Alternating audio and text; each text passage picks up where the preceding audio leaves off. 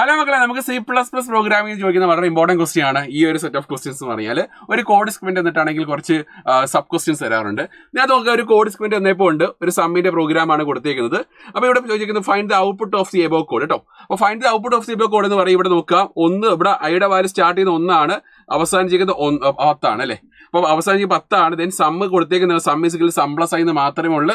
Increment ചെയ്തേക്കുന്നത് 1 വെച്ചിട്ടാണ് increment ചെയ്തേക്കുന്നത് അല്ലേ. അപ്പോൾ എന്താണ് 1 plus 2 plus 3 plus 4 plus 5 plus 6 plus 7 plus 8 plus 9 plus 10. അപ്പോൾ 1 തൊട്ട് 10 വരെയുള്ള നമ്പേഴ്സിന്റെ സമ്മ് കണ്ടുപിടിക്കാൻ ഉപയോഗിക്കുന്ന പ്രോഗ്രാമാണ്. അപ്പോൾ 1 തൊട്ട് 10 വരെയുള്ള നമ്പേഴ്സ് സമ്മ് നിങ്ങളൊന്ന് കമന്റ് ബോക്സിൽ കമന്റ് ചെയ്യുക. യെസ്, നെക്സ്റ്റ് അടുത്ത് നോക്കാം.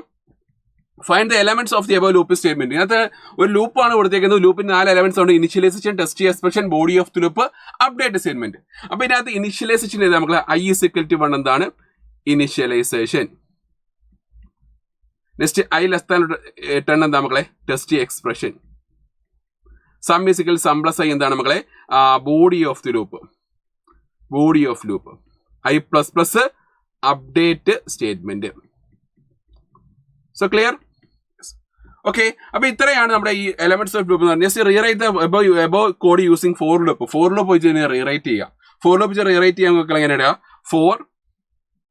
ഫോർ ഇനിഷ്യലൈസേഷൻ നമ്മൾ i = 1, test expression i < 10, then update statement i++. Curly brace open ചെയ്തു, sum = sum plus I, curly brace close ചെയ്തു, CO സം. അപ്പൊ ഇത് ചെയ്യണമെങ്കിൽ എന്ത് ചെയ്യണം മക്കൾ? ഇത് ചെയ്യണമെങ്കിൽ ഉറപ്പായിട്ടും ഈ വൈല് ഫോർ ഡു വൈ ലൂപ്പിന്റെ ഒക്കെ സിന്റാക്സ് അറിഞ്ഞിരിക്കണം. എന്നാൽ മാത്രമേ സോൾവ് ചെയ്യാൻ സാധിക്കത്തുള്ളൂ. അപ്പൊ എല്ലാവർക്കും കൂടുതൽ ക്വസ്റ്റ്യൻസ് ആൻസർ ആയിട്ട് വീണ്ടും ഞാൻ വരുന്നതായിരിക്കും. All the best guys, by.